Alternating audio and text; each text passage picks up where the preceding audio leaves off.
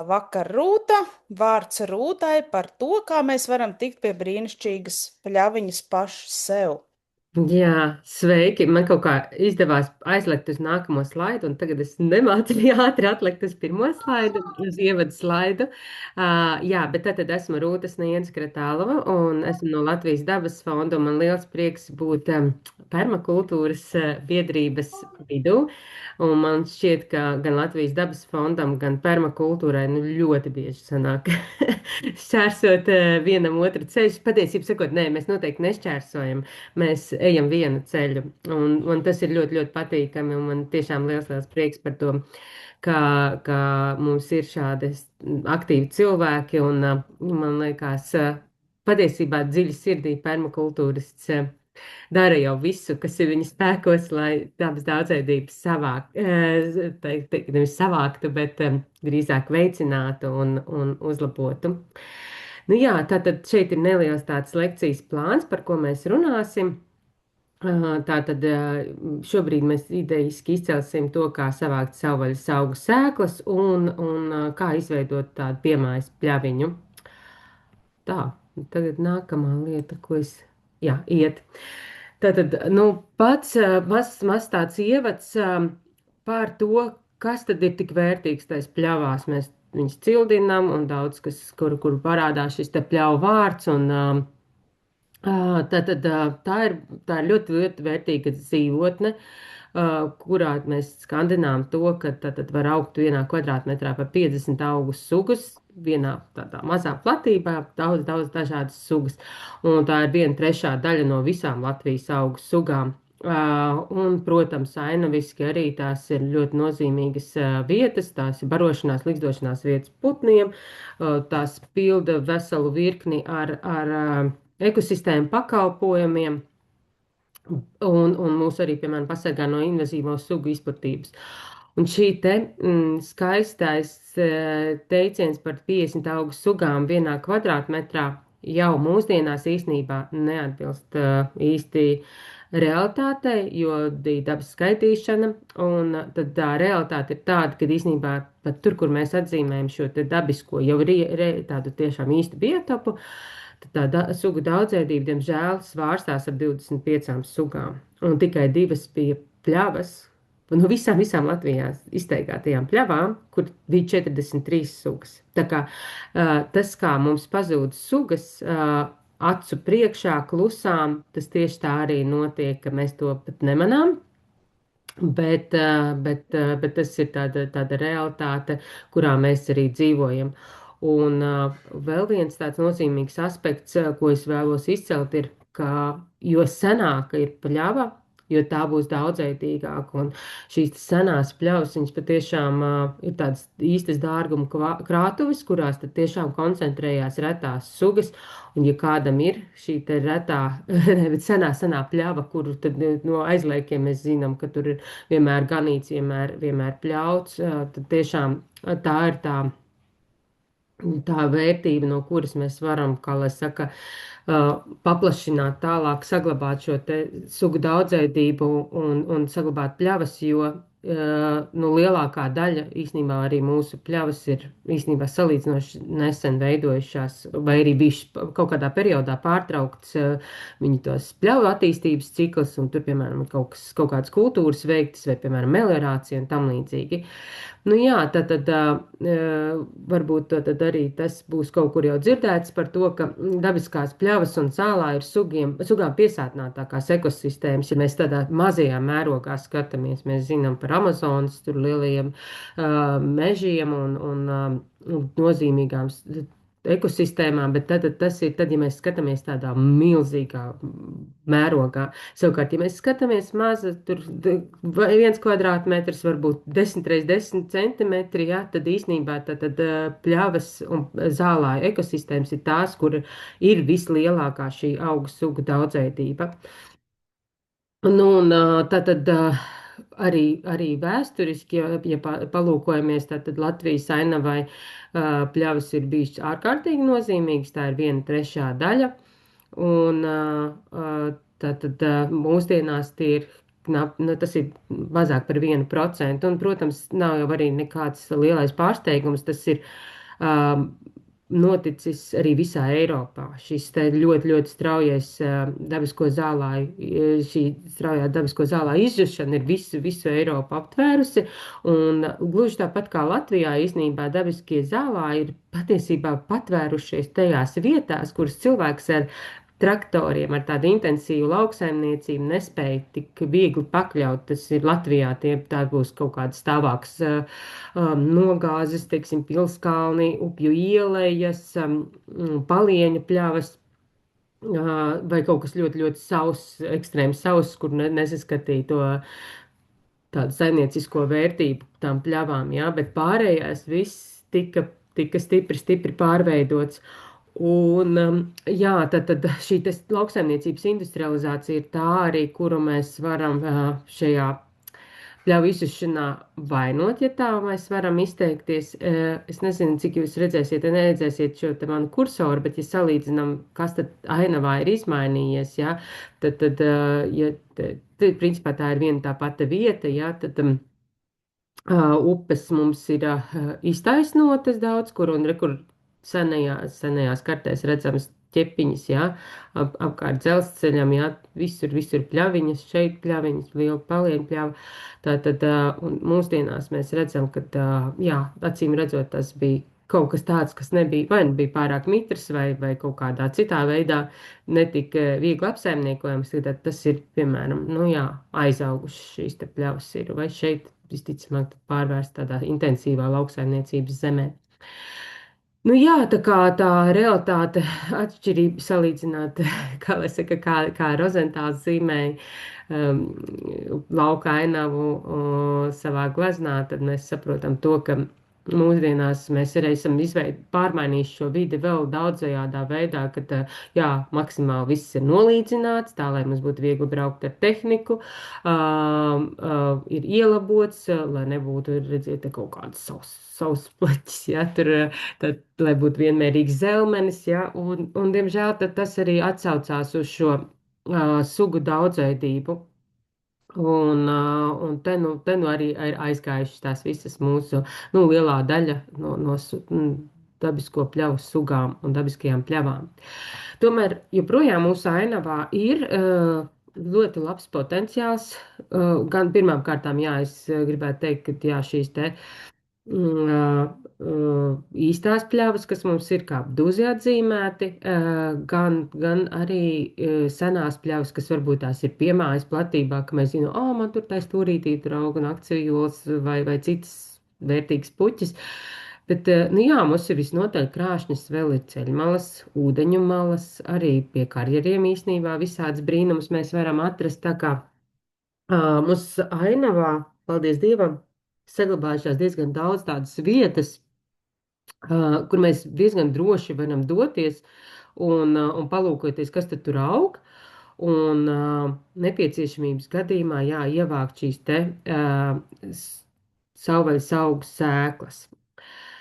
Jo, nu, kāpēc tas ir jādara? Jo skaidrs tas, ka reizēm nu, tad mums arī ļoti daudz kas ir izmainījies. Ja mēs atgriežamies atpakaļ, atceramies to bildīt ar ganībām pirms 100 gadiem, ja, tad mums pašu lopu vairs nav, mums nav tāda lopu pārdzīšana, tad mums arī daudz kas izmainījies ainavā un saimniekošanas veidā, ka mums vienkārši nav vairs augiem iespēja izplatīties, nonākt no vienas vietas otrā.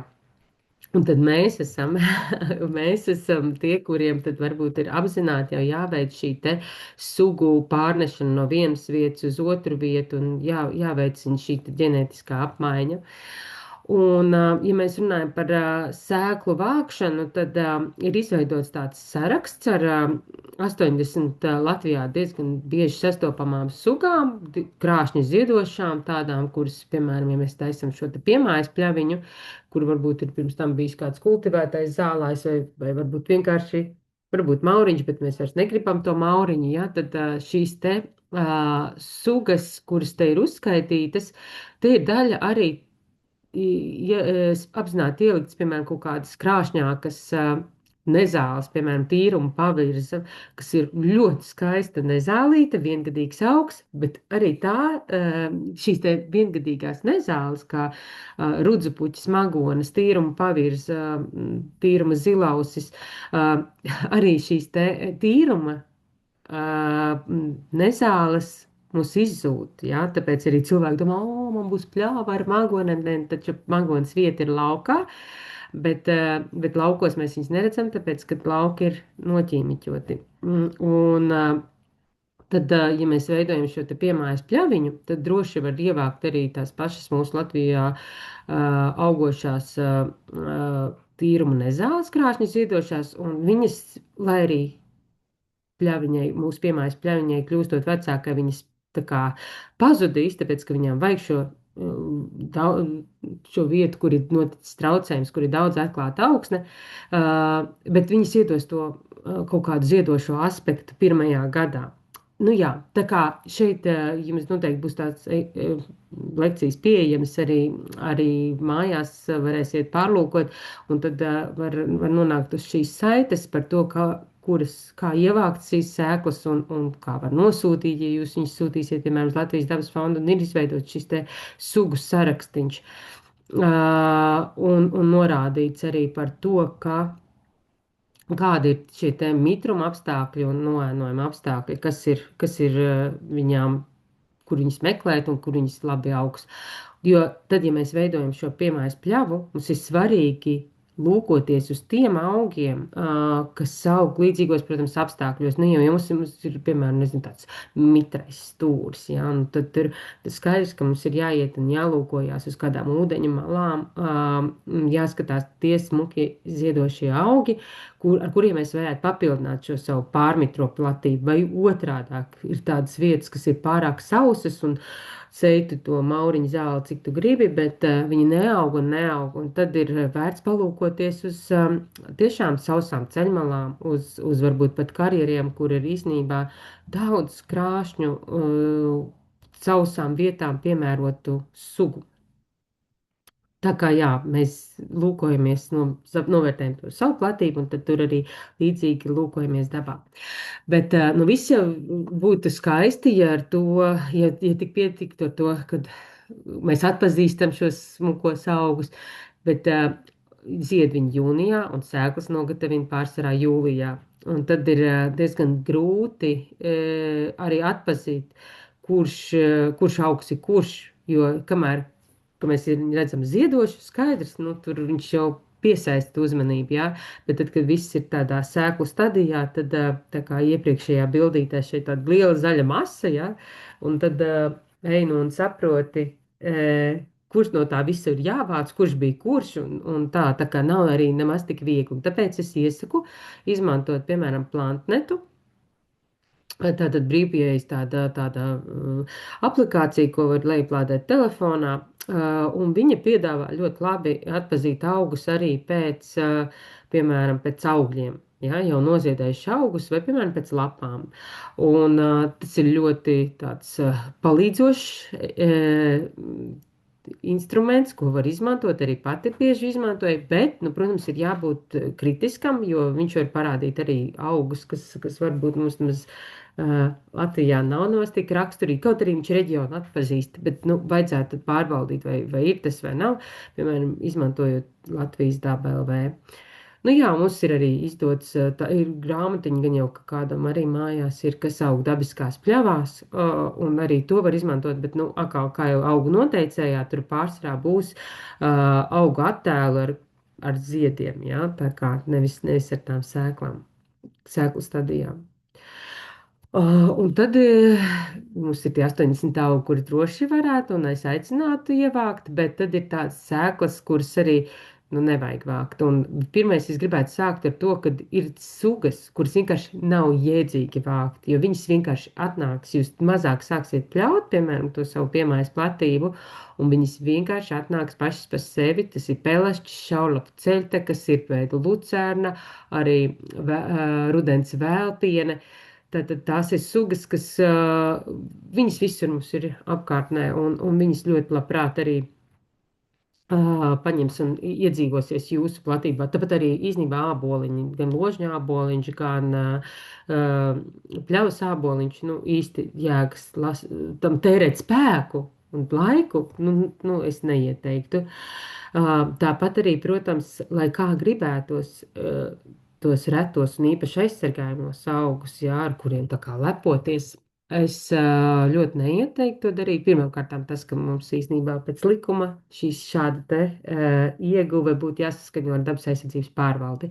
Bet otra ir tas, ka viņas nemaz tik labprāt neaugs jūsu piemājas platībā. Tā piemājas platība stipri vien droši vien atšķirsies no tā, kas ir sugas dabiskajā dzīvotnē. Un vienkārši rezultāts būs tāds, ka visticamāk, ka pēc pāris gadiem viņi iznīks. Nu, ļoti daudz cilvēku izrok gan tur meža silpurenes, tur orhidejas mēģina pārakt un tā, bet nav labāk, lai tā suga aug tur, kur viņa aug. Un, jā, nu, kā es saku, es saprotu to kārdinājums ir, bet, nu, piemēram, vairāku sugu orhidejas pat nevācot sēklas, vienkārši pamainot apsaimniekošanas veidu, retāk pļaujot. Ļoti bieži īstenībā viņas var būt novērotas arī tādās tiešām piemājas platībās. Man ir sēklu vācēji, mani mīļie, un tad ir dāmas, kas dalās ar bildēm, kur ovālā divlape aug mājas taciņas malā, un cik viņas saka, vai pļaut vai nepļaut, jā, un arī dzegušpirkstītes jūrmalā piemājas platībā var mierīgi augt, jā.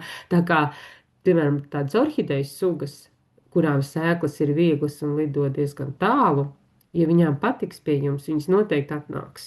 bet speciāli, teiksim, vākt šo augu sēklas orhidejas, domāju, nav jēga, jo arī tas sugas cikls ir tik ļoti ilgs, kad, jūs tur sēsiet, bet viņai vajag satikt to mikorizes sēni, kas no sākuma pabaros viņu, un tikai tad viņa pēc, nezinu, cik gadiem pirmo reizi spēs uzziedēt. Tā kā, ja viņai patiks, viņa atnāks un iepriecinās jūs pati.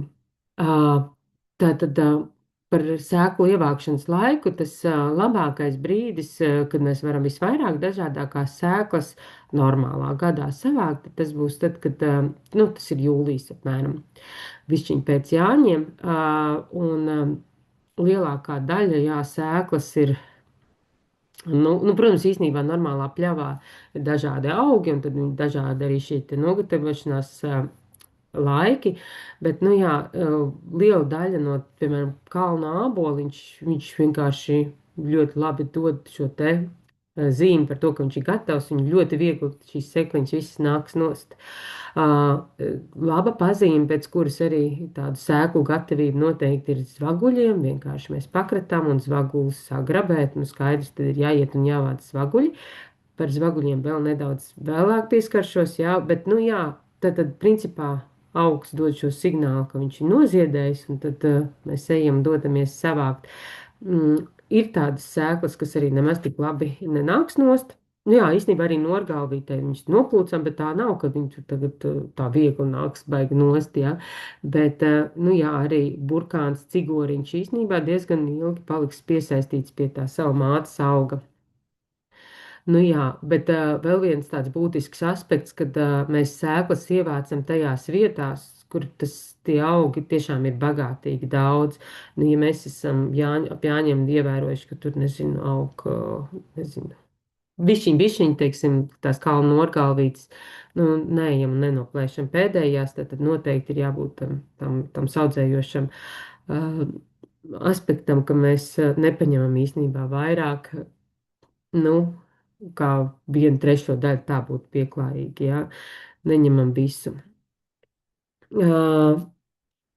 Tad ir vēl tāds aspekts par augiem, kuri ienākās sēklas, kuriem ienākās, pākstīs, piemēram, blaktenes. Ļoti īstenībā foršs augs, ļoti skaisti zied, bet, jā, tad var ievākt tādā gadījumā visu to auga daļu, lai arī tās pākstis vēl ir zaļas un tā, bet ievāc ar visu kātiņu. nevāc tur tikai pākstiņas, un tad atstāja mājās, izžāvē un augs. Žūstot, paņems barības vielas un nepieciešamo ūdeni un nogatavinās sēkliņas jums mājās. Ja? Tā kā tas attiecās arī, piemēram, uz vanagu vīķiem, nu, vairāk jā, uz tādiem, kas ir pākstīties. Un tad ir vēl viens izaicinājums augi, kas aug vārpveida, veido tāds vārpveida ziedkopis, dažādas veronikas, nārbuļi, piemēram. Un tad tur atkal tā nelaime ir tāda, kad apakšā jau viss sēklas izbirušas, augšā vēl zied, nu tad nevar saprast, kurā brīdī to vākt. Nu tad, kad, ja pa vidu vēl kaut kas vismaz zaļš, jau zaļas sēkliņas ir aizmetušās, nu, tad arī var ņemt tev, piemēram, nārbulis ir viengadīgs augs, viņu var, tad viņš tā vai tā vairs nedzīvos, ja viņi var pat ar visu saknīti izraut ārā un nogatavināt mājās. Jā, par sēklu žāvēšanu šeit ir man centīgā Ilga no Ķēngaraga. Viņai pašai nav ne dārs, nekas, bet viņa staigā gar Daugavu un pa Ķēngaraga apkārtni Rīgā un savāc fantastisku klāstu ar augiem. Un tā notiek augu žāvēšana mājās, izklājot tātad uz papīra, gaidot, kad tad nogatavosies. Mēs, Latvijas dabas fonds, mums ir tāda mehāniska ierīce, mašīna, ar kuru mēs tā kā nopļaujam visu, nu, pļāvā visu augošo augu ziedkopas, augšiņas, un tad mēs viņus žāvējam šādā veidā uz sietiem. Un, nu jā, ik pa laikam ir jāapgroz, jo sāk arī tā kārtie veidojās pa biezu, tad var vienkārši sākties spēlēšana, un, protams, ka sabojāt šo sēklu materiālu. Un par kaltēm es zinu to, ka daudzi, piemēram, tējas žāvēja kaltēs, un tas viss ir forši, bet tad, ja mēs izmantojam kaltes, tad skaidrs tas, ka tā sēkla, cik viņa bija gatava tajā novākšanas brīdī, tik arī viņa būs. Viņa nespēs nogatavoties, tā kā es to stāstīju, piemēram, kādam nārbulim vai kam. Ja viņš dabiski lēni žūs, tad viņš smuki paspēja nogatavoties kaltē.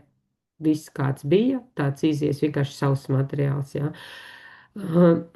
Tā kā es domāju, ka ja mēs ievācam materiālu, par kuru ir nu, tāda liela pārliecība, ka lielākā daļa sēklu ir gatavs, un mēs tikai noņemam šo te lieko mitrumu, nu, tad ir ok, bet jā, ar to ir jārēķinās. Un tad, ja ir šīs te sēklas jūs vācat savai piemājas pļaviņai, tad, protams, jūs varat taisīt tādu miksli. Man liekas, tas ir daudz loģiskāk un pieņemamāk, ja jūs staigājat pa to vietu, kas ir līdzīga, piemēram, jūsu tiem apstākļiem, vidas apstākļiem, un vācat visas krāšņu ziedošās, krāšņu ziedošo augu sēklas vienā maisā, un jums veidojas smuks mikslis. Savukārt, tā kā es ļoti arī novērtēju un priecājos par to, ja savāktas tiek sēklas un atsūtīts Latvijas dabas fondam, lai veidotu pilsētas pļavas Rīgā, tad gan liels lūgums katru sugu vākt atsevišķi.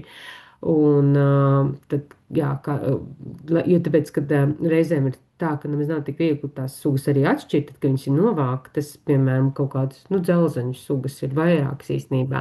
Un vai cilvēks savāc, viņš zina, jā, re, kur ir skābene. Un tad es tikai, tad, kad man tā paciņa atnākusi, es skatos, jā, bet tā nav pļavas skābene, tā ir cirtainā skābene vai blīvā skābene, kas ir atkal, nu, tādi augi, kuras, nu, galīgi negribās nevienā pļavā. Nu, lūk, tad ir vieglāk izkontrolēt un neizmantot šo sēklu materiālu. Bet, nu jā, kamēr neesam izsējuši, tad sausas sēklas uzglabājam papīra maisiņos vai burciņās, kā kuram ir vieglāk.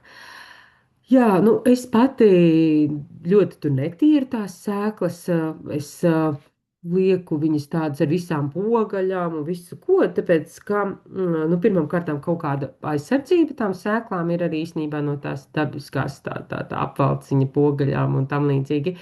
Otra lieta ir tas, ka Īstenībā, kad vāc sēklas, tad tikai saprot, cik šausmīgi daudz kas viss dzīvo un barojās tajās sēklās. Un tādā veidā īstenībā mēs, nu jā, varam atnest arī kaut kādas pļavas, pļavām raksturīgo bezmugurkaulnieku, kaut kādas tur oliņas vai kaut ko tādu. Un īstenībā no tā man šķiet nebūtu ļoti jābaidās, jo veselā ekosistēmā ir viss, jā, gan kukaiņi, gan augi. Un tādā veidā mēs vienkārši varam varbūt arī palielināt šo te kukaiņu dabas daudzveidību. Atnesot vienkārši šīs sēklas, un tas vienkārši tātad šajās te pogaļās, jā, viss, kas tur varētu būt sadīts, jo sevišķi tie, kas mēģinās vākt dažādas pākstītes, jā, un, nu, piemēram, tur meža dedestiņi, un es tik skatos, nu, tiešām tā kā mums, nezinu, zaļie zirnīši, puse materiāla var izmest pēc tam tā kā ārā, var teikt, jo īstenībā viņos jau sen ir iedēts kaut kādi oliņas, kāpuriņi attīstās, un viņi visu to sēklu izēd. Un tas, protams, ir arī normāls process, nu, dabā tā notiek sēklas. Ir paredzēts priekš tā, lai viņas arī barotu daudz citu sīkbūtņu. Nu jā, un tad, kad mums jāizvēlās tā vietiņa, kur tad veidot to piemājas pļavu, nu jā, nu skaidrs, ka labāk jau tur, kur ir vairāk saulīte, varbūt tāds, es ieteiktu arī domāt par tādām problemātiskajām vietām, tiešām pārāk sauss, pārāk mitrs. Nevajadzētu tādas vietas, kur ir ļoti daudz kaut kādas ekspansīvas sugas vai invazīvās sugas. Nu jā, ja mums tur ir daudz kūlas vai sūnas, tad to visu, protams, ir jāvāc nost. Bet reizē mums vienkārši ir tādas vietas, kas izveidojas, piemēram, tiešām šīs te dīķa, izrakām dīķi, viss augsts izlīdzināja, tagad viss melns. Un man liekas, tā ir izcila vieta, kur sākt veidot šo te pļaviņu, jā, vai kaut kādus krūmus nocirtām, safrēzējām, atkal viss augsts melna. Un tad arī liekas, tas tāds labs veids, kur tad piesēt šī te pļavas puķis. Bet, nu, ko gan ir jāņem vērā, kad, lai mēs vispār ieraudzītu kaut kādu tādu pozitīvu aspektu no tās pļavas, par to, kā viņi sāk veidoties, nu, tur paies vairāk gadi. Līdz ar to nav jēga vākt sēklas un strādāt uz vietu, kur mēs zinām, ka, piemēram, tur mums būs šķūnīts, tur būs spēle laukumiņš vai kas, kad, nu, restīvi, tai vietai būtu jāplāno tādu ilgtermiņu to, ka viņi tiešām, nu, vismaz 5, 10 gadus būs kā pļaviņa. Par sēklu, tātad šīs te vietas sagatavošanu pirms sēšanas. Nu, skaidrs tas, ka pirms mēs ko darām, jā, viss tā zāle, kas tur šobrīd ir nopļauta, aizvākta projām, nu, tad tie augsnes sagatavošanas veidi var būt dažādi. Ja ir ganība ecešas, var paņemt saicēt tā kārtīgi, tā, lai veidojās vismaz 50% atklāta augsne. Un, ja nevar dabūt tecešas, tad var strādāt ar augsnes kultivātoru. Šādi mēs arī izdarījām ļoti mazā platībā, kur traktoram nav ko darīt, jā, kad arī tādas strīpas izveidojam. Bet, nu, skaidrs, ka sēklām būs jānonāk saskarē ar atklātu augsni. Vai zoodārzā bija arī tāds mauriņš, te auga vēl tāda duglāzijas tāds koks. Tas viss tika noņemts, un arī visa velēna tika noņemta. Jo tā velēna vienkārši, jā, tur tāds ļoti, ļoti auglīgs, speciāli mēslots, tas zālietis bija, tā kā to mēs ņēmām nost. Nu jā, bet, ja ir, piemēram, tās frēzēšanas vietas vai dīķa izlīdzināšana, tad skatāmies vietu, kur jau ir daudz, nu, vai nu dabiski apsvērumu dēļ, vai joprojām ir šī te atklātā augsne. Nu jā, tad pirms mēs sējam, tad gan mēs saveidojam, ja mums nebija mikslis, tad saveidojam miksli, un to var ņemt arī vērā. Tad, ja tā platība ir lielāka un teiksim, kaut kāda daļa rēnaināka, tad var veidot vairākus šos te sēklu maisījumus. Bet tā, nu, pēc metodikas sanāk tā, ka uz 1 kvadrātmetru, lai būtu tas efekts, tad vajadzētu, jā, vismaz šos 4-5 gramus sēklu, kas ir bez tām pogaļām, jā. Nu, tad mums būs tāds manāms efekts, bet, nu, īstenībā tas ir ļoti, ļoti liels sēklu daudzums, kas tad būtu jāsavāc, un parasti jau nevar savākt tik daudz, tāpēc šīs te metodas ar rokām vāktās sēklas, nu tas ir tā, ja mēs runājam par pļaviņu, kas ir līdz 0,1 hektāram varbūt, jā. Ja ir lielāks, tad īstenībā tur jau kaut kas cits ir jādomā. Nu jā, tās sēklu izsējas normas, tad šeit arī ir uzrakstītas, jā. Bet vēl viena lieta, ko var darīt un kā ņemt, kā lai saka, kā risināt šo situāciju ar to, ka sēklu nav tik daudz, man ļoti patīk ņemt augsni no labas dabiskās pļavas, kurim ir rakumiem. Ja, tātad viņa ir īrdena, viņa pati par sevi satura pļavas sēklas šajā te sēklu bankā, bet plus vēl viņi satura veselu virkni organismu, mikroorganismu, kas ir augsnes mikroorganismi, kas būs starteris pļaviņai, ja, tātad liela daļa no augiem tiešām daudz labāk dīgs, tad, ja viņi ir sajaukti ar šo te pļavu augsni. Un tādā veidā, ja mums ir kaut kur pieejams, tad rudenī, ja, piemēram, mēs veicam šo te izsēju, tas ir ļoti, ļoti ieteicams sajaukt šīs te savāktās sēklas ar pļauju augsni, bet tad, nu, protams, ir jāskatās, no kurienes mēs to visu ievācam, jo augsne, mums, diemžēl, varbūt šobrīd arī nu, kā lai saka, mēs varam arī ienest arī kaut ko to, ko mēs negribam, jā, tā kā ir jābūt uzmanīgam, vai tur nebūs, ja tā, lai tā nav varbūt vaigā palieņu pļava, kur ir Spānijas kailgliemežs, jā, jo palieņu pļavās var būt Spānijas kailgliemeži, lai tā ir vieta, kur nav, nu, kur daudz ir, piemēram, invazīvas sugas, tā kā ļoti tā prātīgi. Bet, nu jā, tā kopumā tā ir ļoti, ļoti atbalstāma lieta, kad sajauc šīs sēklas ar augsni. Bet, ko nevajag darīt, tad mēs nejaucam, ja mums nav pļauju augsni, tad nevajag to aizstāt ar dārza melnzemi vai kompostu. Ne tikai dēļ tām nezālēm, bet tāpēc, ka pļavas augiem vajag mazauglīgu šo te augsni, un viss, kas mums ir gandrīz dārzā, parasti ir pārāk auglīgs.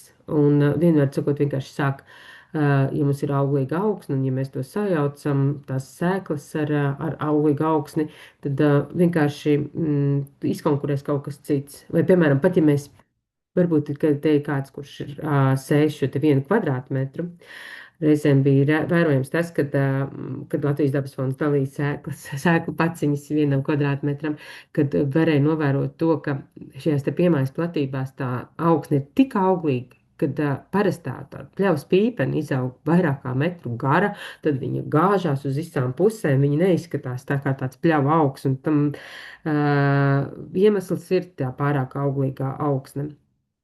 Jā, tā kā tad, kad mums ir sajaukts, mēs kaisam tur, kur ir atklāta augsne, varam piemīņāt, varam arī pievelt, ja ir kādam rūlis un tā. Bet, ja mums ir lielāka platība, tad es ļoti iesaku izmantot tomēr zāles sienu pārneses metodi, kas nozīmē, ka mums ir jūlijā šie darbi jāveic, un ir tā, ka jūlijā mēs nopļaujam ļoti labu kvalitatīvu tādu dabisko pļaviņu un žigli visu šo te zāli vedam uz to vietu, kur mēs gribam veidot pļavu. Un izkliedējam zāli, ik pārdienas pārjaucam, un šis te sēklas žūs un viņas, kā lai saka, mēs imitējam to, ko mūsu senči ir īstenībā darījuši gadu simtiem, jā, tātad, un šī metode arī pilsētas pļavās, arī Rīgā ir sevi ļoti labi attaisnojis, tas ir daudz, varbūt pat reizēm grūtāks darbs, jo tā zāles siena ārdīšana tomēr ir tāda pagrūta lieta, bet, piemēram, šeit ir Vecdaugavas, no Vecdaugavas dabas liekuma nopļauta zāle, kur saturēja daudz šos te zvaguļus. Zvaguļi ir pusparazīti, kas brīnišķīgi palīdz veidot pļavu, un viņi parazitē uz graudzālēm un tauriņziežiem. Tātad viņi var samazināt kamolzāli, timotiņu, lapsasti, pļavas āboliņu, un tādā veidā dabiski atbrīvojot vietu tiem mūsu audziņiem, ko mēs vēl citus gribam. Un kas ir kolosāli, tas, ka, jā, zvaguls ir viengadīgs augs, viņš jau pirmajā gadā dos šo te, var dot šo te ziedēšanas efektu ļoti skaisti. Šeit ir strazdupīte juglā. Tātad arī pilnīgi absolūti parastais pilsētas zālājs, jā, un pēc šīs te zāles pārneses nākamais gads vienkārši bija tāda zvaguļu jūra. Un tad jāskatās, kā būs šajā gadā. Jā, tā kā lielām platībām šī metode ir tāda pat labāk iesakām. Viņi ļoti, ļoti labi attaisno sevi. Un var arī audzēt savvaļas augus, nu, piemēram, varbūt kādam jau ir pļaviņi, un viņš šausmīgi grib, piemēram,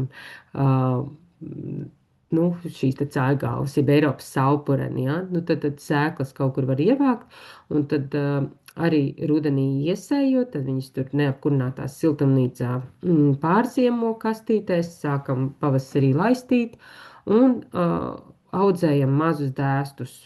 Un vienu sezonu mēs tādā veidā, tā kā vairāk un vairāk parūpējoties, mēs iegūstam ļoti labu kvalitatīvu tādu stādu materiālu, ko mēs atkal, piemēram, vasaras beigās varam izstādīt tajā mūsu pļaviņā, un mēs jau konkrēti mērķējam ar konkrētām sugām. Nu, pļavas vilkmēlu vienkārši kolosāli šitā var pavairot, jā, un ļoti, ļoti viņai patīk augt.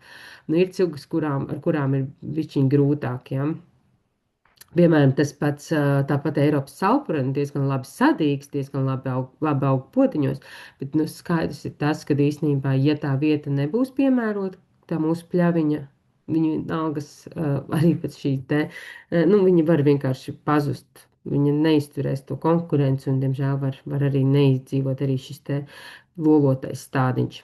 Bet metode diezgan atsevišķām augu sugām tīri labi strādā. Jā, nu, un tiešām tā tad mums ir jābūt ļoti pacietīgiem, jo tas kas pirmajā gadā vienkārši likties tā tiešām, nu es te strādāju, nu vispār atkal tās pienenes un zāle un nekas vispār nav pamainījies, bet, nu, jā, jo pirmais gads, tad, ja vien nav kārt ar to zvaguli tie strazdupītē, jā, gandrīz visi pļava augi ir ļoti lēni, daudzgadīgi. Pirmajā gadā viņi veido mazas kaut kādas tur lapu rozetītes, tas normālai acī jau izstāsta vienkārši zaļa zāle, ja? Bet nu, īstenībā jau viss, kas te ir. Un tad vēl daudzas no sugām, piemēram, gaļbiksītes, kalnu āboliņš man vispār parādījās 3., 4. gads, te pēkšņi nezinu no kurienes viņš beidzot sāk sev parādīt, ka viņš tur ir. Tā kā viņas ir pacietīgas, arī sēklas ir pacietīgas, viņas gaidīs savu īsto brīdi, kad viņām gribēsies, kā lai saka, augt un dīgt, un tad viņas arī sev parādīs. Nu jā, par piemājas pļaviņas kopšanu. Varbūt jūs ir kādi dzirdējis, ir Anglijā ļoti tāda populāra akcija No More May, par to, ka mājā nepļauj, un tad cilvēki zaļdomājoši arī tā, mājā nevajag pļaut un tā, bet tas īstenībā ir jāņem vērā to, ka, piemēram, Anglija ir Anglija. Viņiem īstenībā mājas ir tas, kas mums ir jūnijas. Un tāpēc es tomēr ieteiktu tā, ja mums ir tāda auglīga augsne tai piemājas platībām, kur ir daudz pienenes, jo pienenes ir labs indikators auglībai. Tad uzreiz pēc pieneņa noziedēšanas tomēr veikt pirmo pļauju ar zāles savākšanu. Zāli jūs permakultūristi visi zinat, cik labi mēs varam izmantot un kur. Un nebaidīties no šīs te agrās pļaujas. Un ja vien mums ir tur, piemēram, tās pašas kaļbiksītes, jā, mēs varam atstāt tādos, kā lai saka, vietiņas nepļautas, jā, bet kopumā tā agrā pļauja nemaz nav slikti. Jo mēs novācam tās ekspansīvās sugas, kas ir ļoti konkurētspējīgas, ja? Un savukārt tie mūsu sētie audziņi, viņi ir maziņi. Ja mēs nenopļaujam mājā, tad uz Jāņiem, kad mēs gribētu visiem lielīties ar savu piemājas pļaviņu, mēs ļoti bieži varam iegūt tādu efektu, ka mums vienkārši ir dzeltena graudzāļa jūra, iztīdzējušas pīpenes pa apakšu, un nekāds baigais krāšņais grešnā piemājas pļava nemaz nav, jo vienkārši tie mūsu vēlamie augi vienkārši būs nomākti no ekspansīvām sugām. Un tāpēc par to māju nevajag dikti baidīties. Nu, te var mājā nopļaut. Un 3, 4 nedēļas, un ja vien nav 2023. gada ekstrēmā situācija, kad 2 mēnešus nebija lietas, tad uz Jāņiem tieši otrādāk viss būs skaisti saziedējis attāls. Tie mūsu pļava augi, viņiem būs noņemts konkurence, un viņi skaisti varēs sev parādīt un saziedēt. Tā kā, un arī, piemēram, tas pats zvagulis. Zvagulim ir tā, ka viņam maijā tur to vienu galvu nocērt un 4, 5 izaug vietā, tā kā mēs vēl vairāk veicinam šo te ziedēšanu. Tā kā, ja ir tāda auglīga augsne, droši var pļaut arī maijā.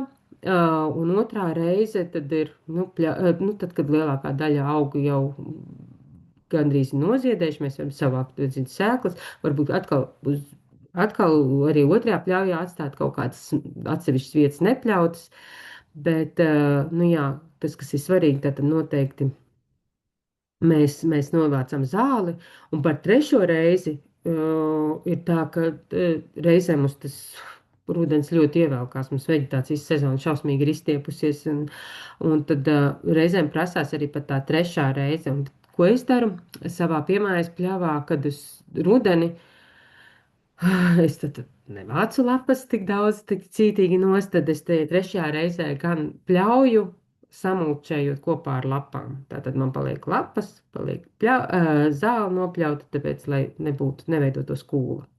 Nu jā, te ir maz, es jau saprotu, ka man jābeidz jau, tā kā te vienkārši tas, ka pēc stabiņiem var redzēt, tā tumšā daļa ir mērķsugas, tādas vispār foršās sugas pilsētas pļavās, un var redzēt to, ka īsnībā pirmajā gadā tā sugu daudzveidība pilsētas pļavās ir ap 20, 30, un jau nākamajos gados jau īsnībā pamatīgi pieaug.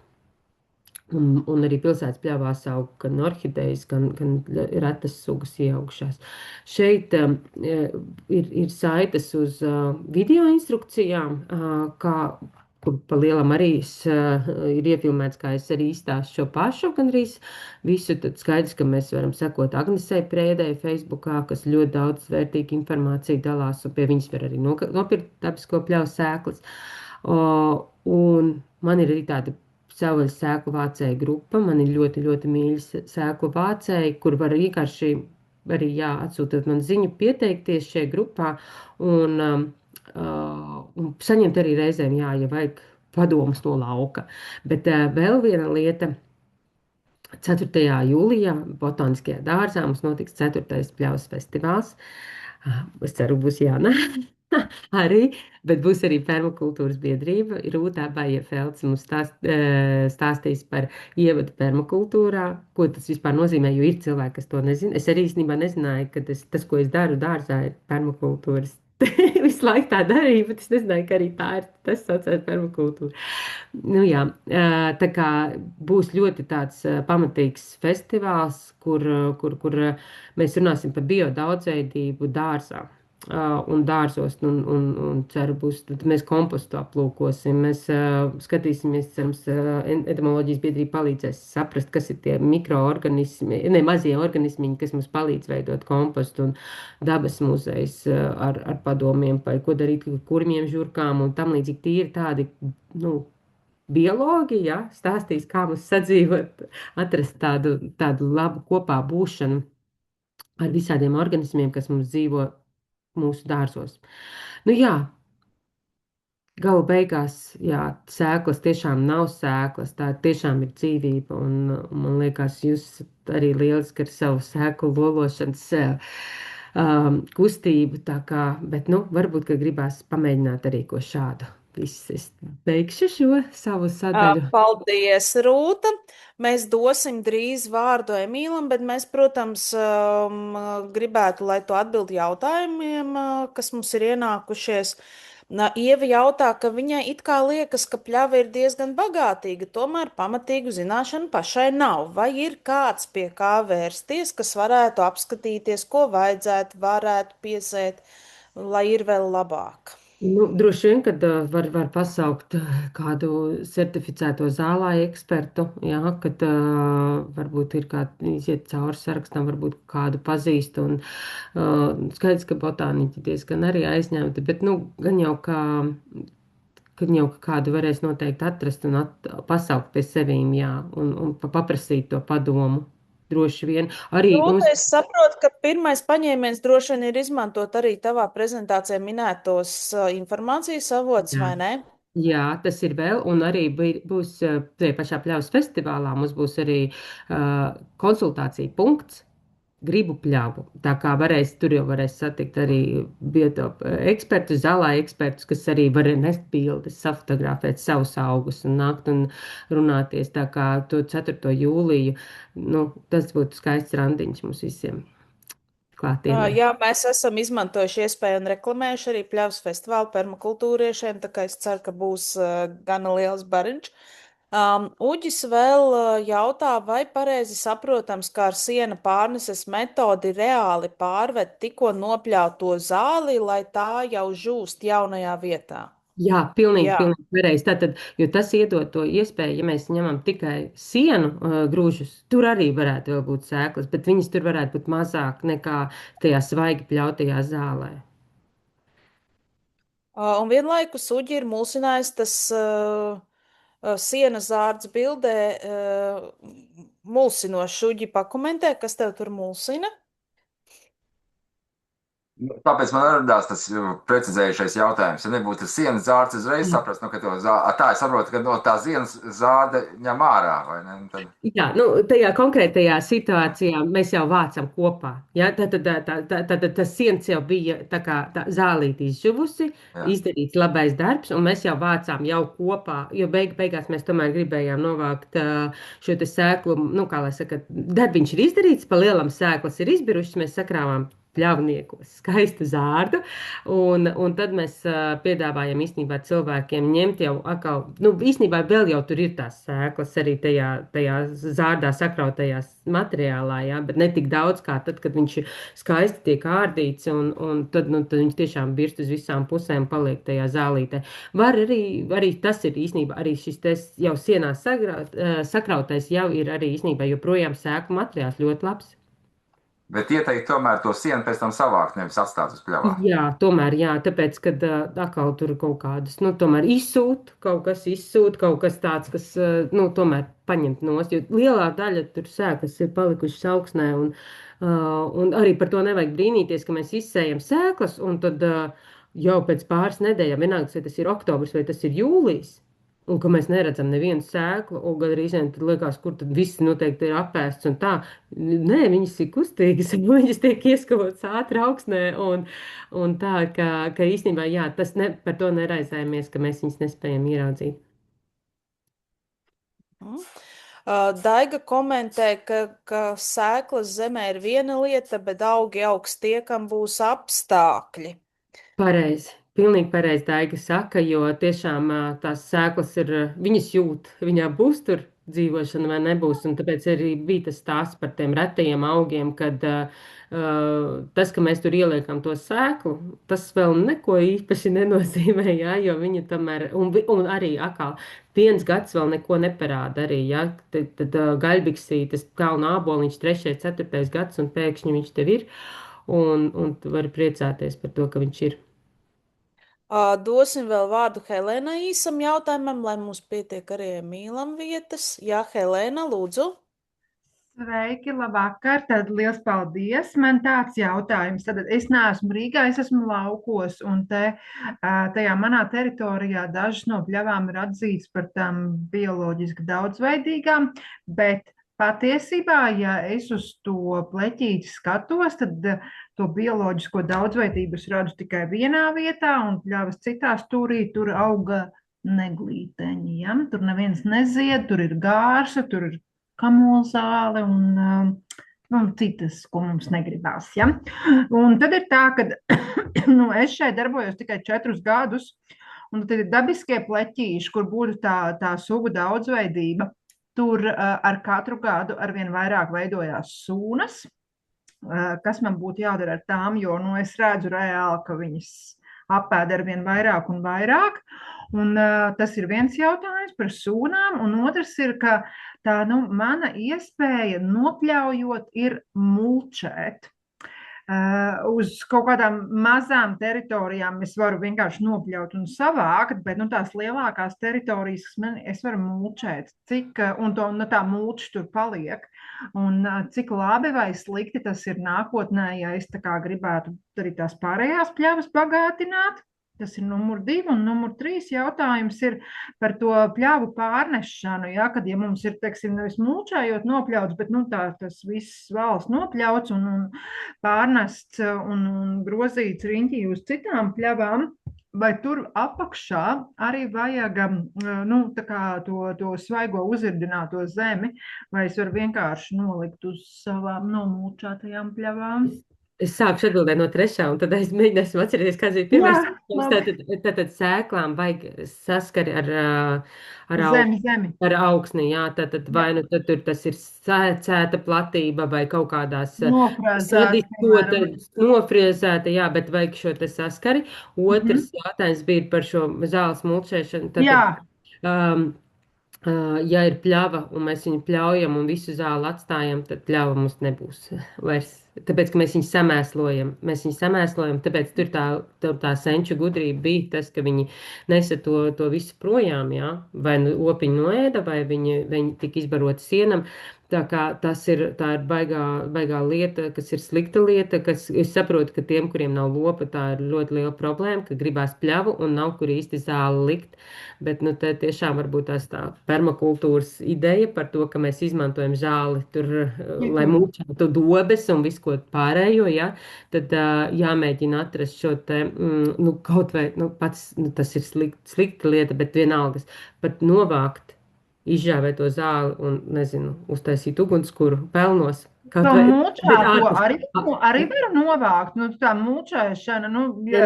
Tas ir grūti, bet vienkārši neatstāt to zāli nekādā formātā tajā pļavā, jo tas vienkārši, tas arī izraisa to, par ko tu stāstīji sākumā, kad tur ir tās nesmukās puķes, kad suņa buršķi gārs aiziet, kamulzāli viss pārējais, ja, un skaistās puķes pazudīs. Un pirmais bija... Un tajās dabiskajās, kuras patiešām, kamēr es 4 gadus esmu pļauju un novācu sūna apēdu lānā garā visu.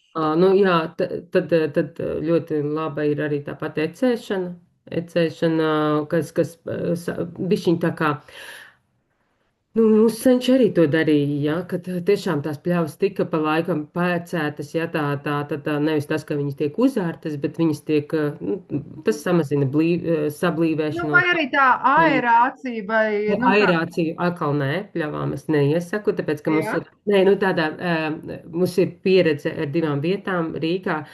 Viena ir Latvijas Universitātes botāniskais dārzs, kur mēs mēģinājām tieši tā, ka mums likās, mēs tur aerātoru iesim vairākas reizes pāri, visu sūnu grābsim ārā, un mēs izraisījām pilnīgi pretēju efektu, jo tāpēc, ka sūna tika sadalīta mazākos gabaliņos, un viņa veģetatīvi pavairojās, tā kā tas bija vispār tāda traka lieta, ko mums tagad vajadzēs labot. Tā kā aerātors un pļava tas īsti nav, bet ecešas, tas būtu laba lieta. Teikt, Emīls stāstīs, īstenībā jau lopiņi, kad viņi staigāta, viņi arī forši ar nadziņiem visu, ko izmīta. Tā teikt, arī var labas lietas izdarīt, jā, bet ar to sūnu ir, tas nozīmē, ka pārāk nekustīgs tur tas viss ir. Jup, labi, sapratu. Paldies pagaidām Rūtai par atbildēm. Mēs dosim vārdu Emīlam, jo Emīlam ir tikpat vērienīga tēma, cik Rūtai. Emīl, mēs dodam tev vārdu un izstāst par visiem tiem paņēmieniem, kā tu ar savu 4-kājaino palīgu pulciņu cīnies pļavās. Jā, sveicināti visiem. Man sauc Emīls, jā, un es labprāt padalītos ar savu ekrānu, tikai varētu man kāds dot padomu, kā es to varu šeit izdarīt. Apakšā skaties bultiņu share. Jā. Jā. Ok. Tūlīt mums vajadzētu arī ieraudzīt. Lādējas jau, tūlīt mēs visi redzēsim. Labi. Jā, es jau sākumā teicu, Emīls saimnieko savā lauku sētā Laučos. Un ir arī permakultūras biedrības biedrs un ļoti aktīvs pļavu mīlis, un mācēs jums pastāstīt arī par pļavu savedēju. Ja? Jā, jā, vai tad jūs tagad redzat, jā? Viss ir brīnišķīgi redzams, jā. Super. Jā, tad man prezentācija būs vairāk tāda ar bildēm un mazāk tekstu, un es vairāk runāšu un stāstīšu to, ko jūs redzat bildēs. Tad es pastāstīšu nedaudz arī par Latvijas dabas fonda mobilo ganāmpulku, kur es strādāju. Mēs ar Rūtu esam kolēģi fondā. Tas būs viena daļa prezentācijai, un otra daļa būs par manu pašu saimniecību, ar kādām metodēm mēs apsaimniekojam pļavas un zālāju, un zālāju platības un lauksaimniecības platības. Tad, šī titula bilde man ļoti mīļa. Tā nav no manas saimniecības, tas ir no Ziemeļgaujas aizsargājuma ainavu apvidu. Tas ir starp Valku un Gaujienu pie Gaujas, kur Gauja met visāds līkums, un starp tiem līkumiem ir ļoti daudz bijušas pļavas ar veciem kokiem, kas mūsdienās ļoti daudz aizaugušas, bet pēdējos gados, pateicoties šiem te projektiem, ir atjaunot, un tur tagad atgriežas govis. Ļoti skaista ainava. Man ļoti patīk tādas ainavas. Un es domāju, ka daudziem latviešiem un Latvijas iedzīvotājiem tādas ainavas ir ļoti tuvas un mīļas.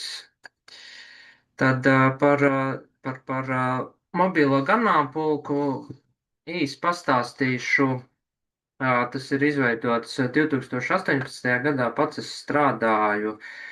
Šis man būs 3. gads, un mobilais ganāmpulks tika izveidots ar mērķi, lai varētu nodrošināt to ganīšanu īpaši aizsargājumās teritorijās un arī palīdzēt uzturēt aizsargājumās biotopus un palīdzēt arī atjaunot šīs te, nu, teiksim tā, zudušās pļavas, jā.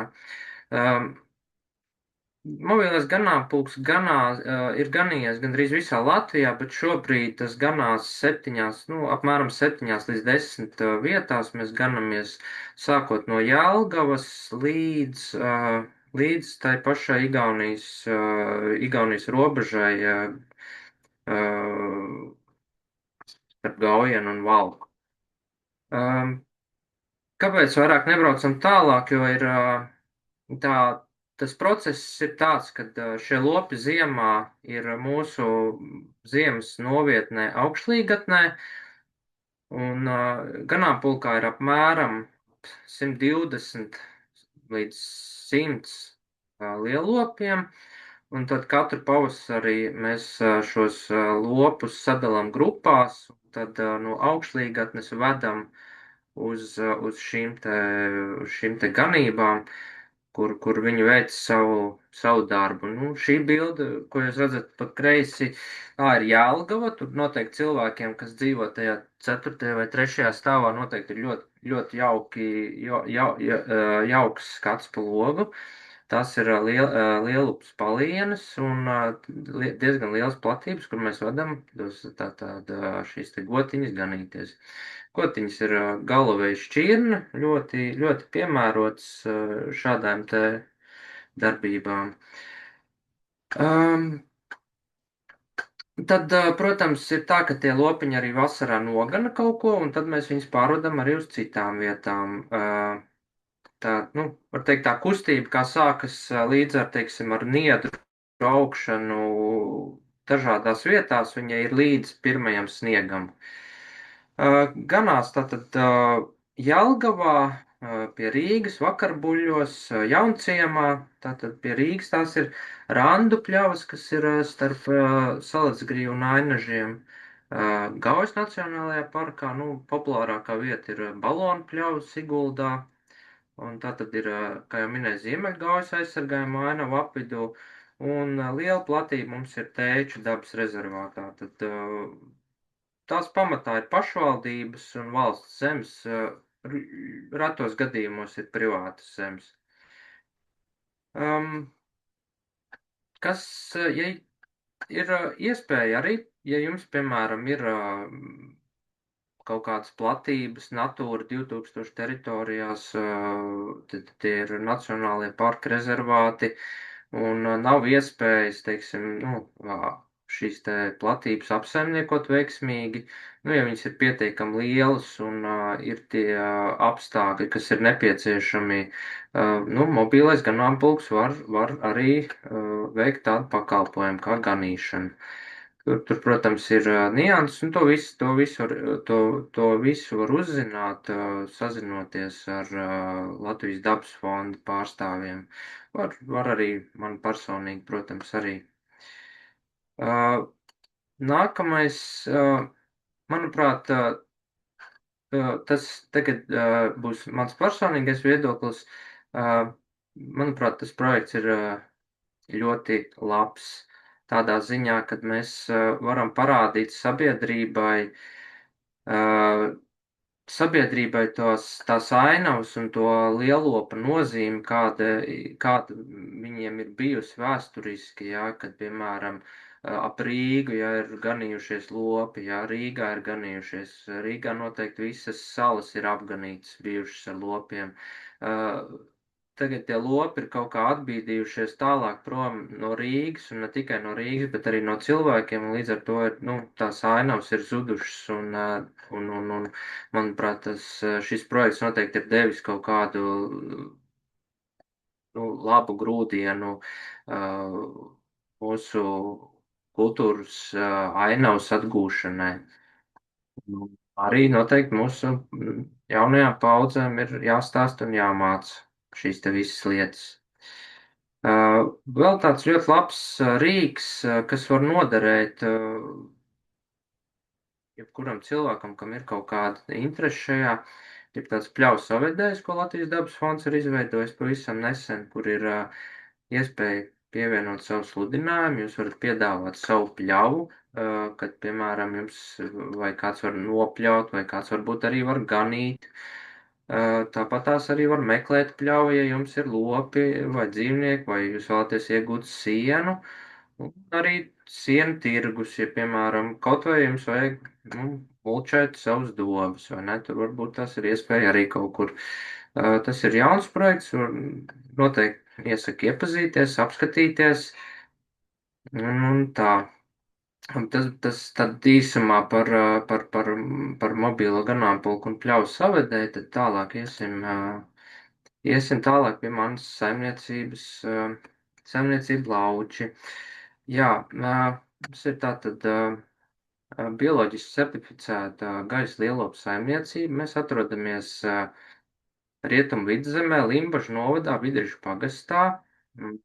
Apsaimniekojamies 33 hektārus platības, no tiem tikai 7 hektāri bija ilgadīgie zālāji.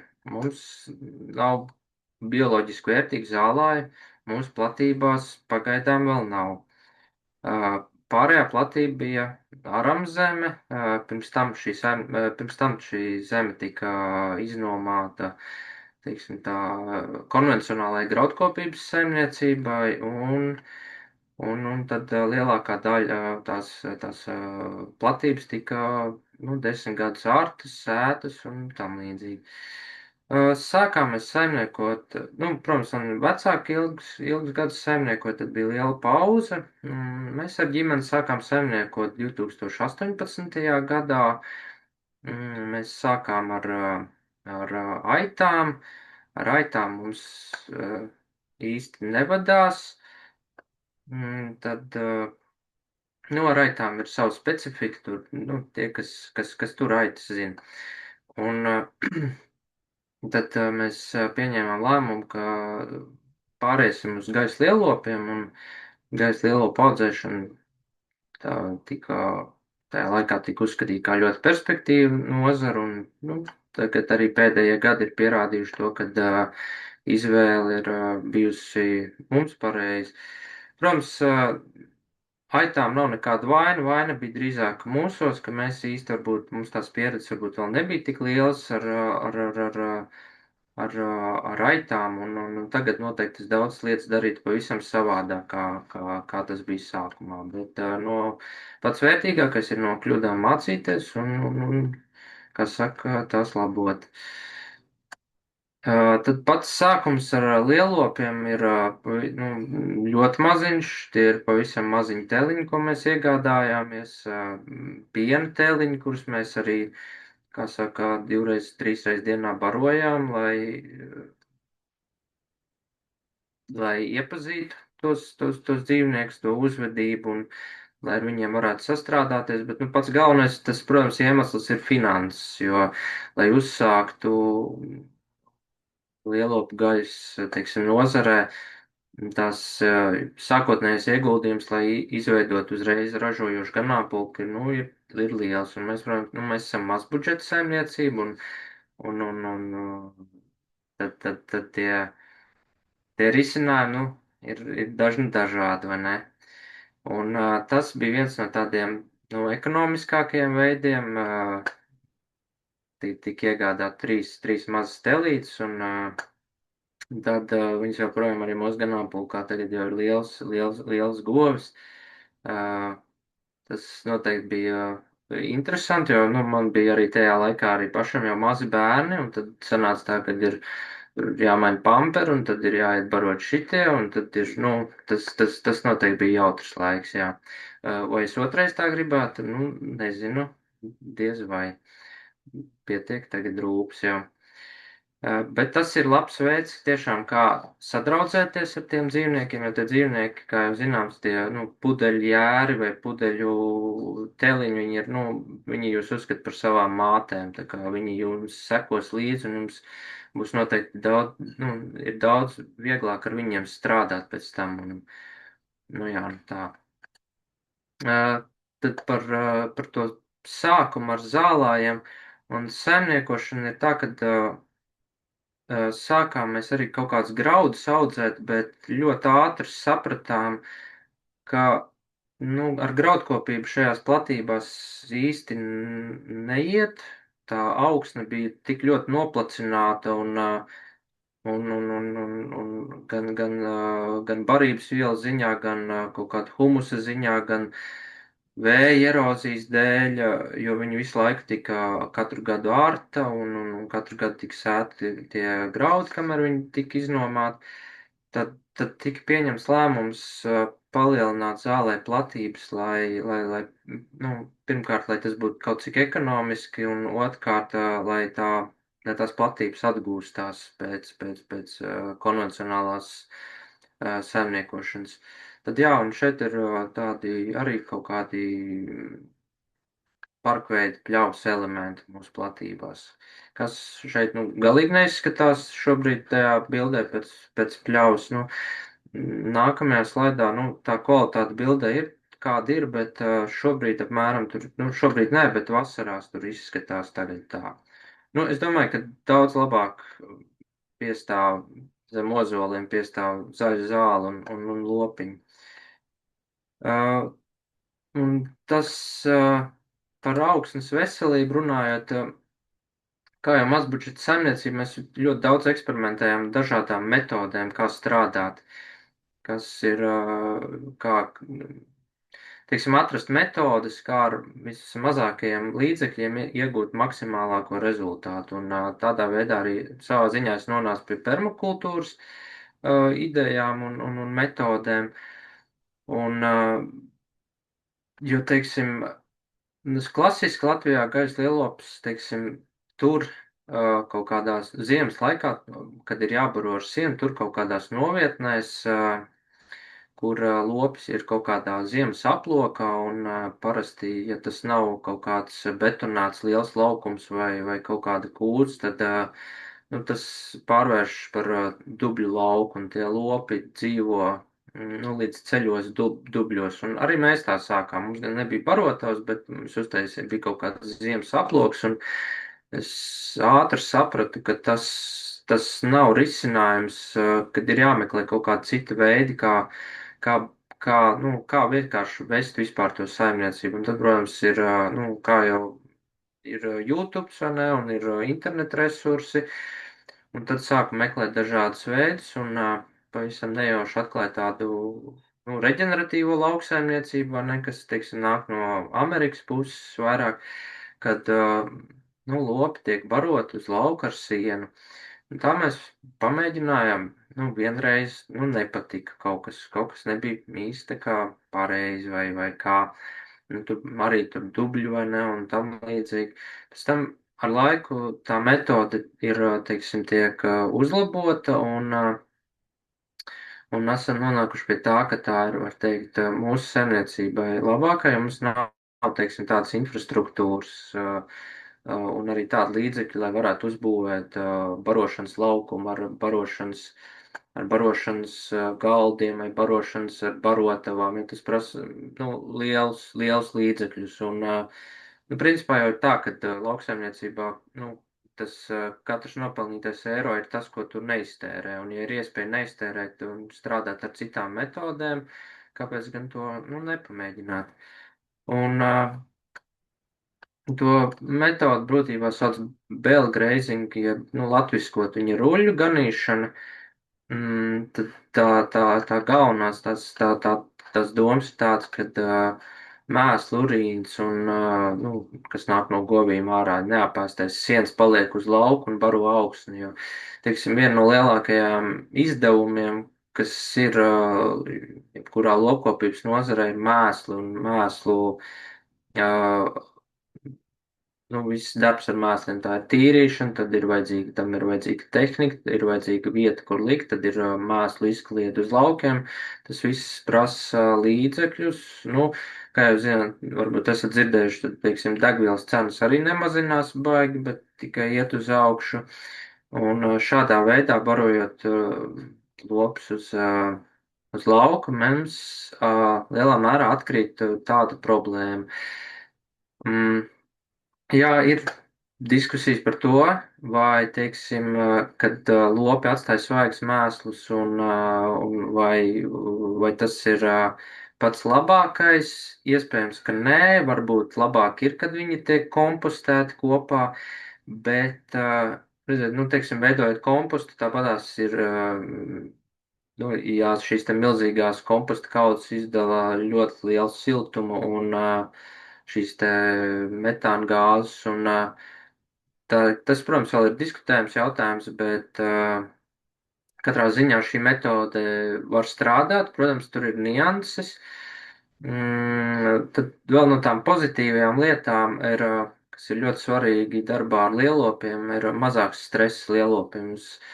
Varbūt šajā attēlā varat redzēt, ka te visi lielopi ēd sienu no zemes, kas ir lielopiem labāk nekā ja viņi ēd no barotavas, jo viņiem tādā veidā veiksmīgāk izdalās siekalas un viņiem ir labāka tā barības sagramošana.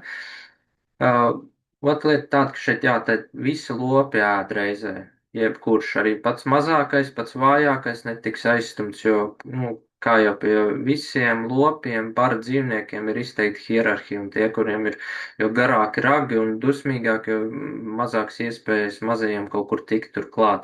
Bet šajā metodē visi ēd, un tādā veidā mēs arī apsējam savus laukus, jā, jo, teiksim, ja ir kaut kāds vēlāks siena pļāvums, kad sēklas jau bieži vien ir nogatavojušās, mēs tādā veidā apsējam un tiešām var ļoti labi redzēt tās vietas, kur pēc tam ir tie ruļļi ritināti, un, jā, lieliski strādā. Vismaz mūsu saimniecībā tas tiešām ir redzams un rezultāts ir labs. Bet, protams, ir arī, kā jau, jebkurai baltai lapai ir mazāk baltas lapas, vai ne, laikapstākļi. Mums jau Latvijā ir tā, ka ir, šī ziema bija vienkārši fantastiska, kad ir 2 mēneši sāls un ir 2 mēneši augsts laiks. Tas ir vislabākais priekš šī te ruļļu barošanas uz lauka, bet nevienmēr tā ir. Teiksim, mums ir bieži atkušņi, un tad atkušņi veido kaut kādas slapjākas vietas, ir lopi tur samīda, tad ir jābūt vienmēr A, ir jābūt B plānam, C plānam un D un F plānam, kur tos dzīvnieks pārvietot. Ja, teiksim, mēs redzam, ka tie laikapstākļi mainās, lai viņi neuzturētos vienā vietā ilglaicīgi. Tad, protams, var gadīties arī sniega vētras, ne sniega putenis, ja, sniega vētras varbūt ne, bet, tāds spēcīgs putenis, kad sniegs apsnidzis ir, siens ir apsnidzis un ko darīs, bet izrādās, ka lopi diezgan veiksmīgi spēja tikt arī paši pie barības, paši, teiksim, patīrīt ar nagiem, un interesanti arī, kad, ja, teiksim, tas siens tiek barots kaut kādā, teiksim, lielākā laukā, šie lopi bieži vien atgriežas kaut kādās vietās un apēd to, ko viņi varbūt pirmajā reizē neapēd, jo tas lielākais satraukums par šo metodi ir tāds, ka it kā ir tā kā vairāk tie barības pārpalikumi, kad, govs neapēd visu, bet šeit, īsti nav pārpalikumi, jo jebkas šī organika, kas paliek uz lauka, un kopā ar mēsliem un urīnu un teiksim, arī ar nagu nospiedumiem, tas viss veido, teiksim, tādu, kā saka, tas uzlabo augsni, jo mikroorganismiem ir ko ēst, ir kur darboties, un tagad jau var pacelt tās brūnās pļakas, pacelt jau tagad siltā laikā un redzēt, kā jau tur sliekas jau darbojās un vēl visādi citi kustoņi. Teiksim, šāda te vieta, kur siens ir izritināts un ir labi apēsts jūnijā, tad nebūs vairs redzams nekāda pārpalikuma. Grūtāk ir tad, ja nevar izritināt rulli, ja rullis paliek biezākā slānī, tad tas laiks ir ilgāk, kamēr, teiksim, kamēr tur, teiksim, sāk augt zāle labi. Kas ir vēl svarīgi, šī te siena kārta veido tādu kā plānu mulču slāni, un kā permakultūrā visi jau zina, tad mulča veido ļoti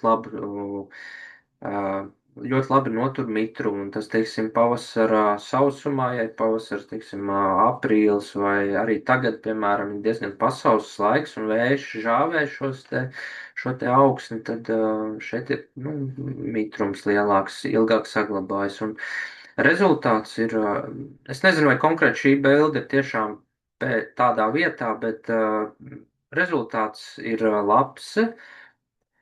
Protams, ir nianses attiecībā uz to ruļļu izcelsmi.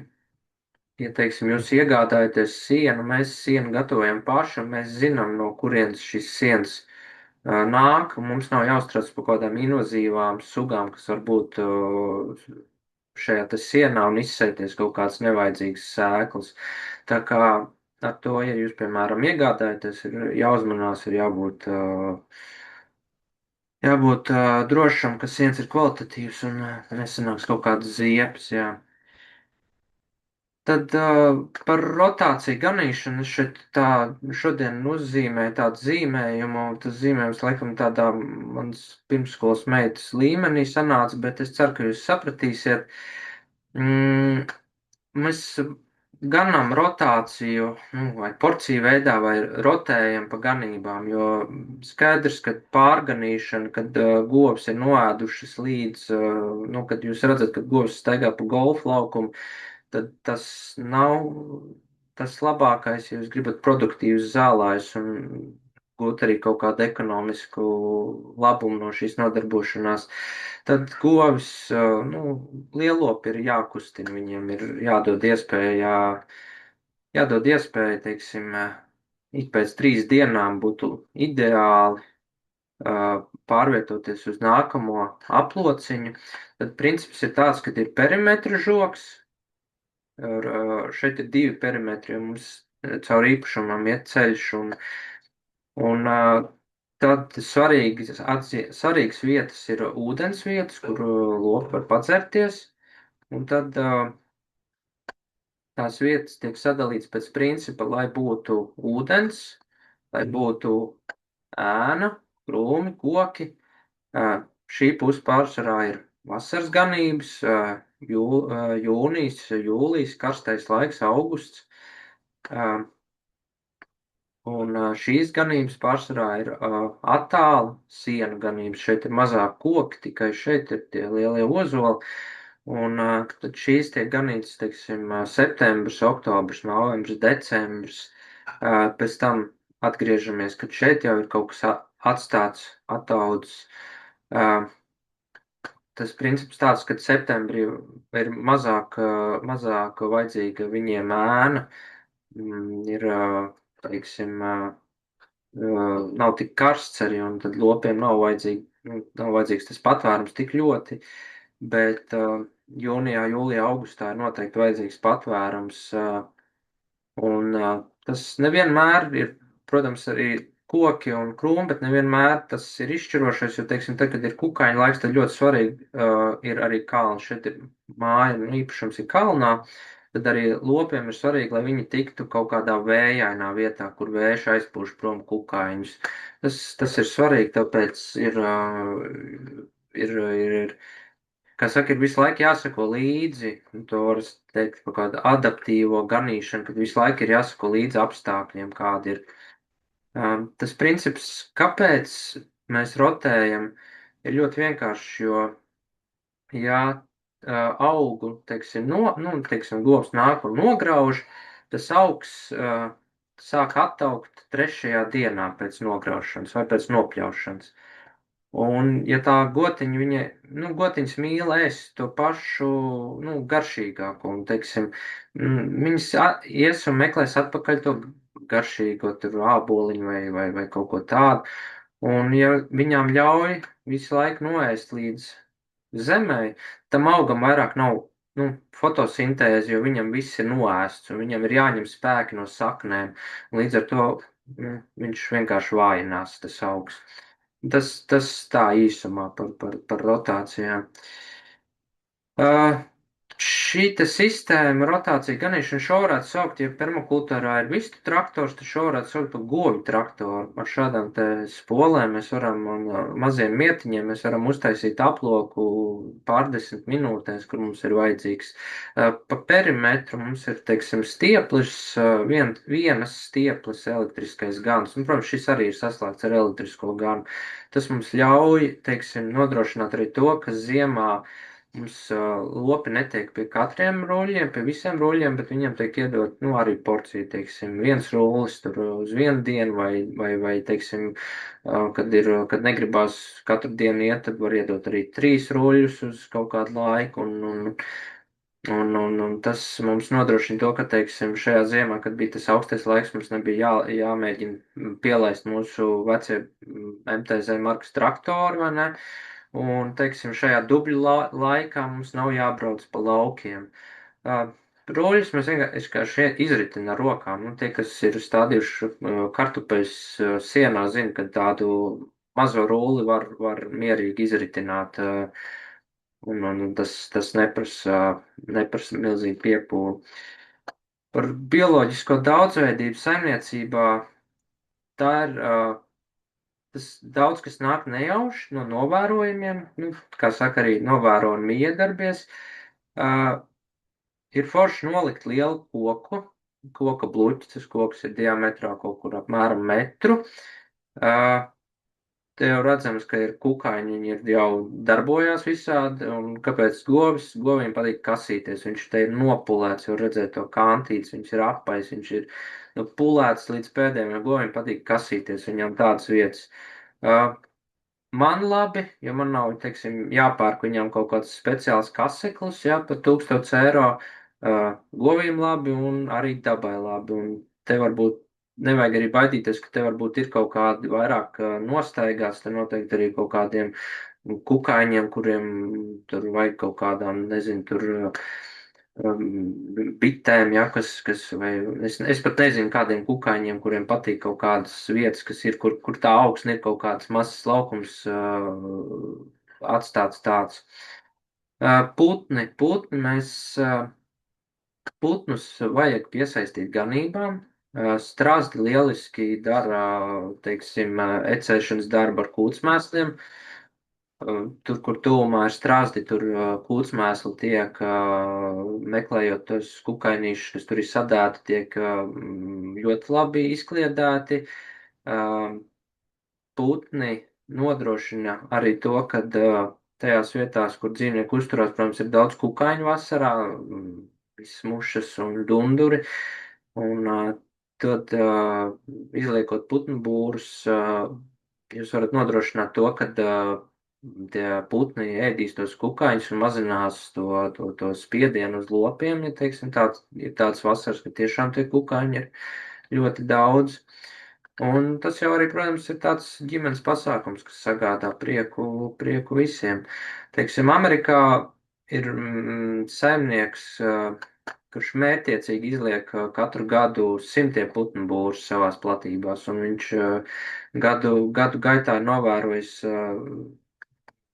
šādā te veidā darbojoties lielu bioloģiskās daudzveidības, nu, kā saka, paplašināšanos. Un par kokiem un krūmiem, lai būtu šādi, kad, nu, lai būtu šādas vietas, kur lopiņiem patvērties, tad nu, ir jāstāda koki. Un, nu, mūsu praksēs mēs stādam bērzus un apakšā egles.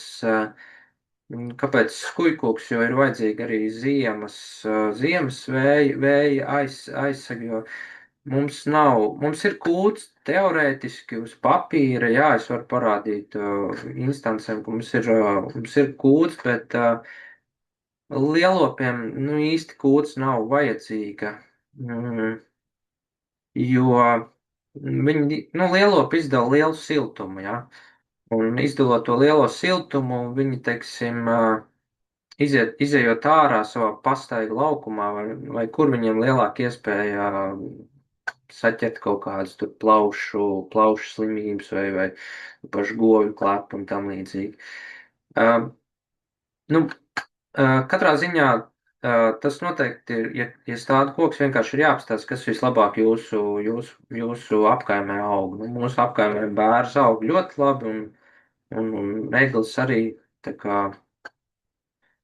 kā vēl lieta ir, mums ir arī, teiksim, tāds kā krūmu ganības, kur mēs tos lopiņus laižam, un tā ir arī kaut kāda barības bāze ziemā, viņas labprāt ēd kaut kādu kārklu mīzu, jā. Kas ir svarīgi šajās vietās, tāpatās kā rotācija ganībā, šiem lopiem viņiem nevar ļaut ilgstoši uzturēties. Ja viņi ilgstoši gadu no gada būs vienās tevis pašās vietās, viņi var nodarīt skādi tiem kokiem, vienkārši ir pārāk liels mēslojums, un tad koki var ciest no tā un vienkārši nokals, un tad vairs nav forši. Vēl, protams, par vēju, tas koku stādīšanas mērķis tātad ir lielākoties mūsu platībās, tā ir vēja aizturēšana un kur iespēja, kur govīm, lai govīm būtu vairāk iespējas kaut kur paslēpties. Tā, es saprotu, ka mums ir mazāk laiks, varbūt esmu bišķiņ aizpļāpājies, jā. Paldies par uzmanību, un šeit ir bilde no mūsu mīnus 25 grādiem, kad lielopi jūtas ļoti labi šajās te apstākļos, arī tad, kad viņiem nav, teiksim, modernas kūts, un kad ir iespēja saimniekot, teiksim, mazbudžeta līdzekļiem, jo tagad mūsdienās ir iespēja šo te informāciju ļoti daudz kur iegūt, un Es tāpēc arī neaizrāvos ar kaut kādiem tekstiem, jo to visu var tagad internetā sameklēt šo informāciju gan par šīm te barošanas metodēm un visu pārējo. Tā kā, labprāt arī atbildēšu uz kādiem jautājumiem, ja tāda būs. Paldies!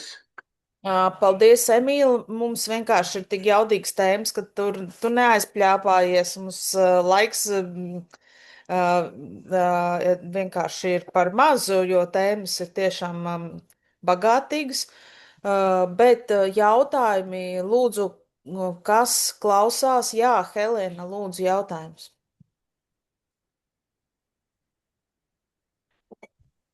Ir. Par laikam dzirdēt, jā. Jā, Emīla, liels jums paldies. Es gribēju pajautāt, plus mīnus, cik liels apjoms platības ziņā būtu tā kā, jāplāno uz vienu govi? Teorētiski bioloģiskajā lauksaimniecībā tas ir viena lielopu vienība uz hektāru. Tas ir tā kā pieaugus govs, vai ne? Bet praksē ir tā, ka ir dažādas govs šķirnes, vai ne? Ja, teiksim, ir intensīvi audzējumās šķirnes, kas ir pamatā, kas nāk no Francijas, kas ir limuzīnu, šarolē šķirnes, blondie akvatijāņi, tās, teiksim, ir milzīgas govs, ja, kas svar gandrīz tonu un kurām vajadzīga ir liela barības bāze, vai ne? Loģiski, ka jūs nevarēsiet uzturēt vienādu skaitu ar teiksim, tādu šķirni, ja, kā dekstere, ja, kas ir nedaudz lielāka par aitu, ja. Tad tas atkarīgs no apstākļiem. Tas atkarīgs no tā, cik ir ražīgas platības un arī noteikti no tām metodēm, kāds ir plānots pielietot saimniecībā. Bet, teiksim, mums ir apmēram 30 hektāri. Tas orientējoši mans būtu, lai es varētu veiksmīgi šīs te platības apsaimniekot, būtu 30 pieauguši lielopi. Mēs esam izvēlējušies angus šķirnes virzienu, mums ir angus būlis, bet govs mums ir krustojumi, jo, kā jūs teicat, mēs sākām, budžetā tad ar mazajiem teliņiem, tad tur pirka vienkārši to, ko varēja nopirkt. Tā kā, noteikti arī galovējas šķirnes lops, ja, kas ir mobilajā ganāmpulkā, viņas arī varētu turēt vairāk, kā, teiksim, lielās kontinentālās šķirnes. Bet ir varianti, ir arī, teiksim, ir selekcionētas mini angus šķirnes, ja, kas arī ir tā kā, arī lielāk paitu, ja. Viņas ir, es pat nezinu, Austrālijā vai kur no kurienes, ja, kas ir, lai domātas, lai, teiksim, apsaimniekot vienkārši zālājs. Es zinu, ka Vācijā ir kaut kāds ganāmpulks, var pastīties tur vāciski ierakstīt angus, rinderu, YouTube un sameklēt tur. Tas, protams, izskatās, no sākuma izstāsta, ka, kad tu esi pieredzis strādāt ar lielopiem, liekas komiski, kad ir tiešām, ka tev līdz jostas vietā ir tā kā govs.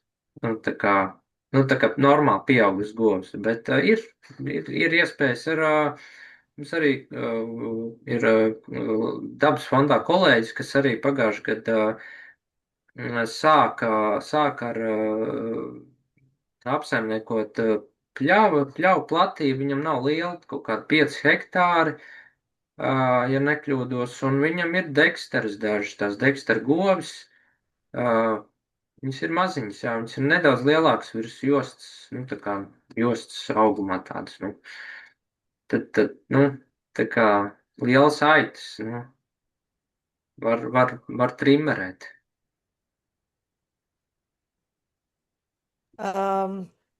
Emīl, man tāds jautājums faktiski, es saprotu pēc tā mēslojuma apjoma, ko saņem tavas pļavas, principā uz bioloģiski daudzveidīgām pļavām tu īsti mētiecīgi neeji.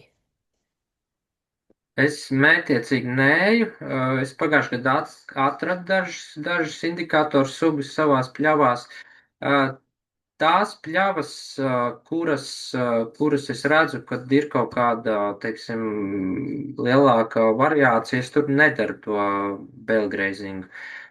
Jo tās ir kaut kādas mitrās pļavas, un tur vienkārši, nu, fiziski ļoti grūti varētu būt liels risks, kad plānojot, tur vienkārši būs visu ziemu, teiksim, nu, slapjš un mitrs, un tur nevarēs ganīt.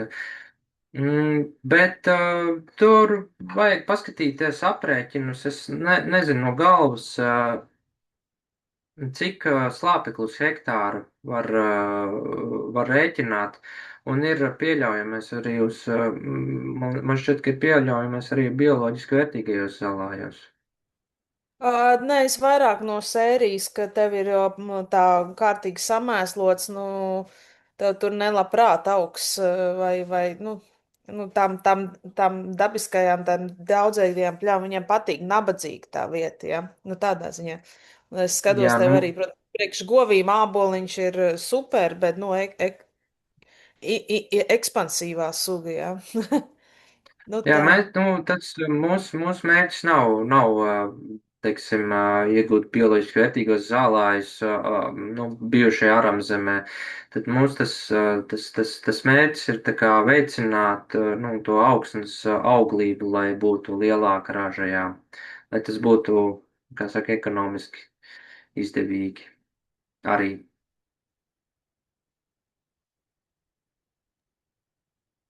Man bija jautājums, tu rakstīji par, ja nav ruļļi pieejami, vai ķīps, arī šī belgreizingā var vai tur tas ir bezcerīgi. Gals čakars un nav maz jā. Piedod, mēs nesapratu līdz galam jautājumu. Var atkārtot, lūdzu?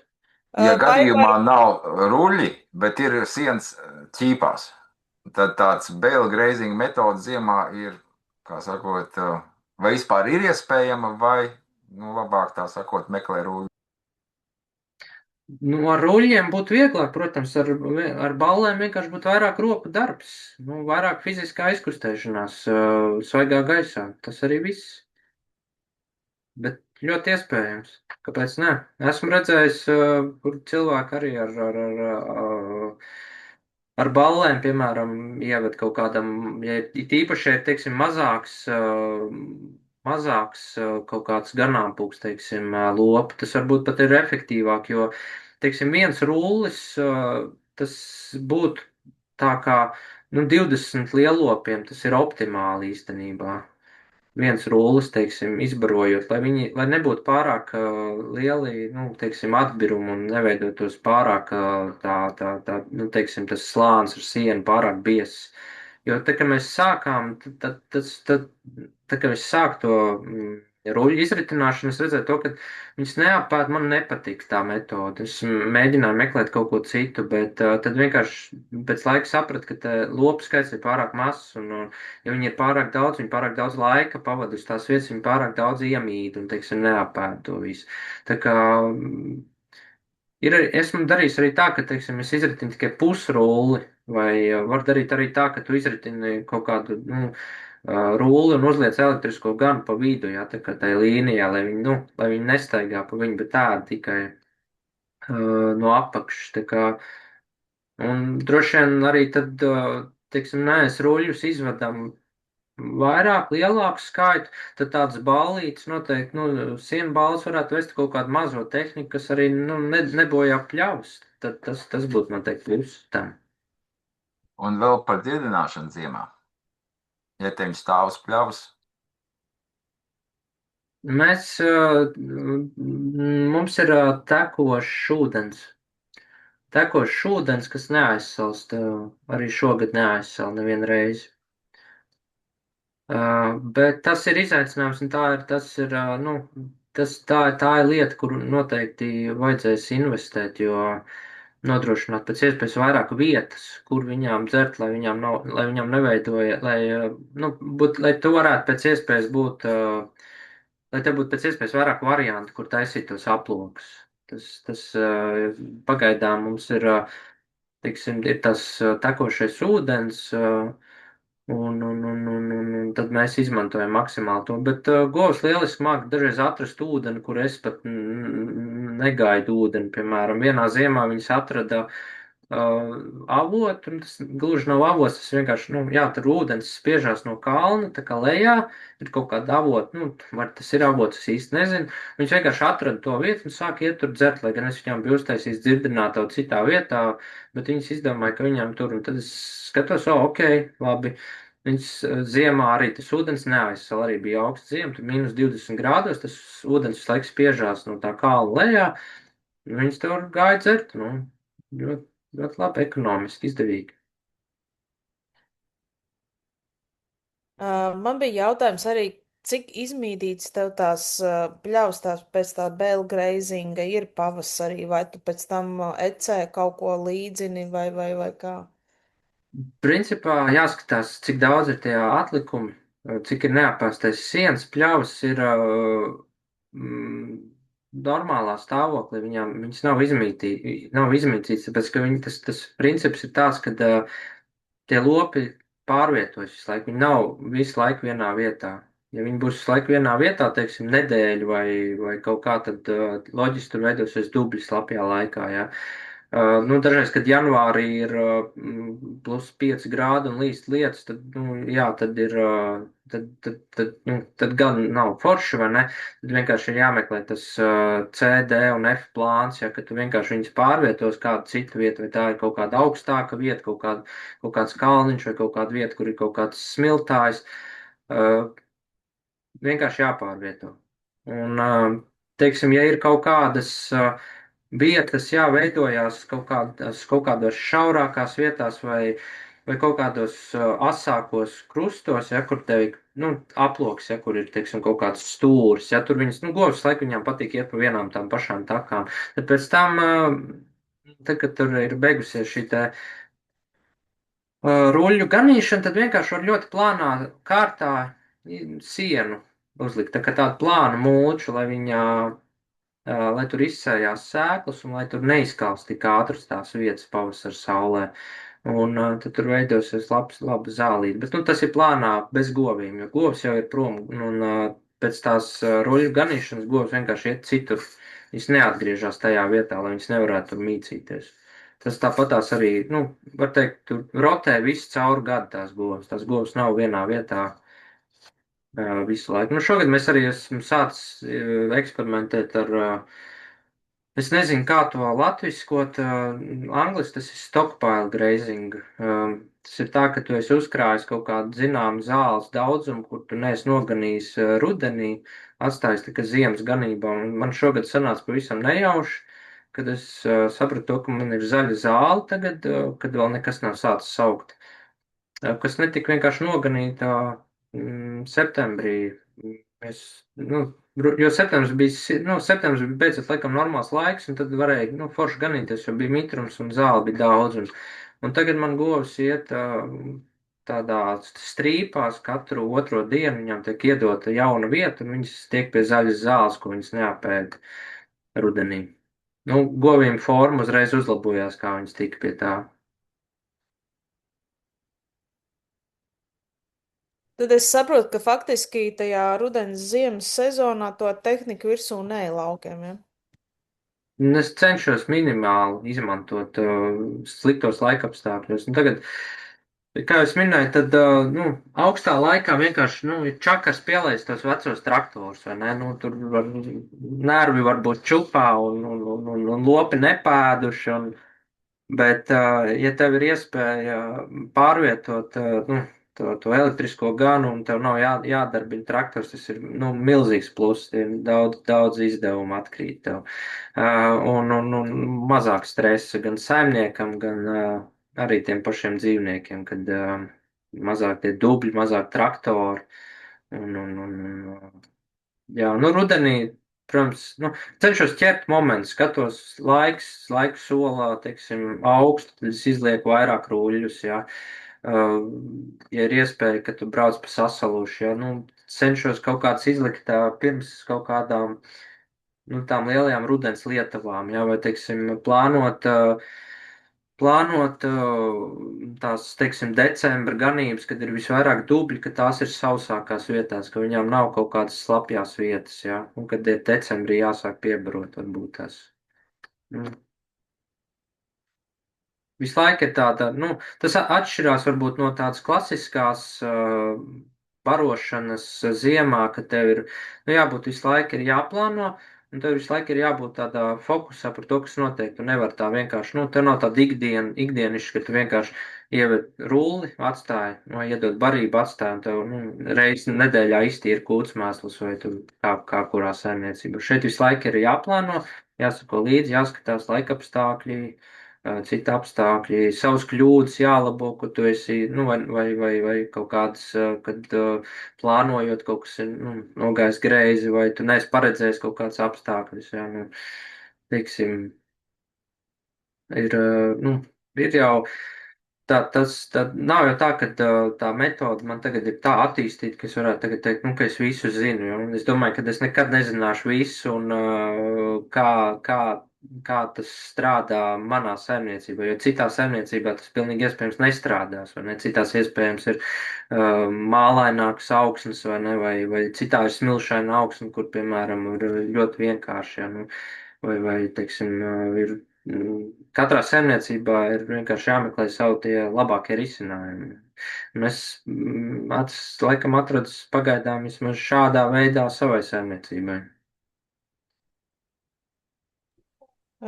Bet, nu, kā ir ar kondīciju un vispār, nu, skaidrs, ka arī kaut kādos barības galdos ir tas, ko kā teikt, nomet zem kājām, ja, tas dzīvnieks, bet, nu, vienalga, tu var kaut kā, nu, vai viņi tā barības kopēja uzņemšana ir labāk vai sliktāk, tavuprāt, pie šādas ganīšanas, to bale grazing? Es domāju, ka labāk, tāpēc, ka tikai es minēju, teiksim, tad no tā viena ruļļā ēd visi dzīvnieki reizē, visiem ir iespējas, ja tev garāmpulkā ir mazie lopiņi arī kaut kādi, vai barošanas grupā tev ir telītes un lielie, ja man ir kopumā mazs ganāmpulks, salīdzinoši man nav jēga dalīt, vai ne, viņi ir visi kopā, izņemot buļļi ir atsevišķi.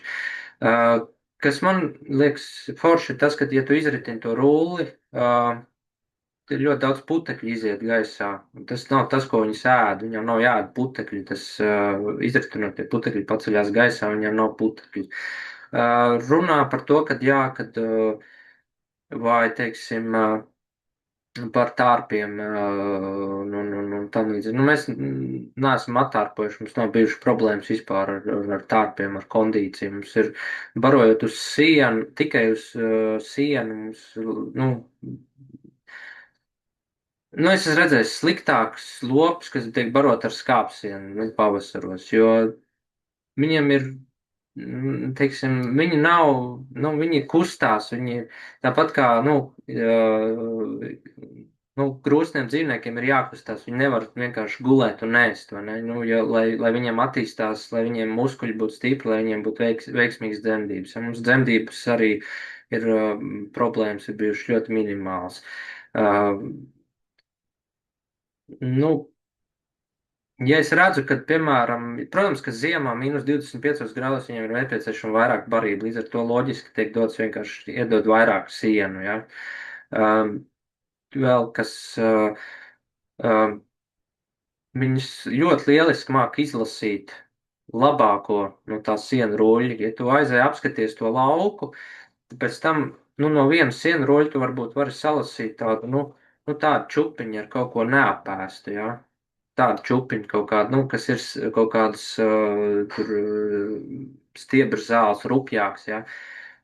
Viss, kas ir smalks, viss tiek apēsts. Pagaidām es neesmu redzējis par kondīcijas noteikti nevaru sūdzēties.